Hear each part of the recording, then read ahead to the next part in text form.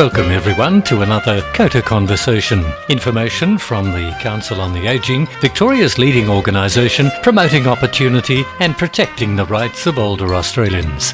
COTA Conversations.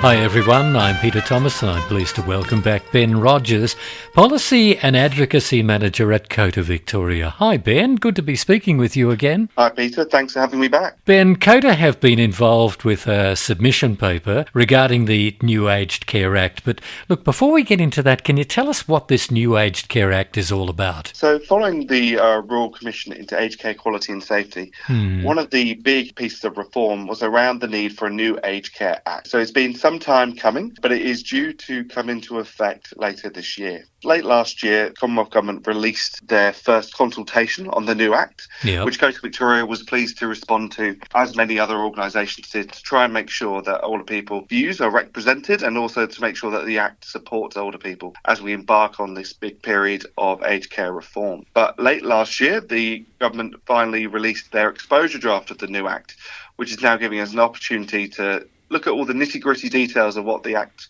is proposed to do and how we can make sure it's as effective as possible. Okay, so it's a process, but you do expect the Act to be, promulgated later on this year? Absolutely. And it will support the implementation of a range of reforms that have been announced in recent years, including the new Support at Home programme, which is due to come into effect in 2025. Now, Ben, what did COTA have to say in its submission about the Act, and what are you going to say? In the initial consultation, we broadly supported the proposals, but we did raise a number of specific concerns and omissions that we want to see addressed. And particularly, we want to make sure that the legislation supports aged care to be well integrated within other elements of the service system. For instance, we don't want it to be its isolated little island. It needs to connect into a broader range of support that will enable older people to age well, particularly in Victoria.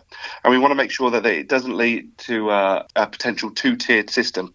And we want to make sure that there is equity and equality in how people receive care. Well, Ben, very best wishes for COTA's contribution to the development of the Aged Care Act, and thanks very much for joining us today and telling us all about it. Thanks for having me. I'm sure we'll be back as the aged care reform continues. I hope so. Ben Rogers, Policy and Advocacy Manager at COTA Victoria.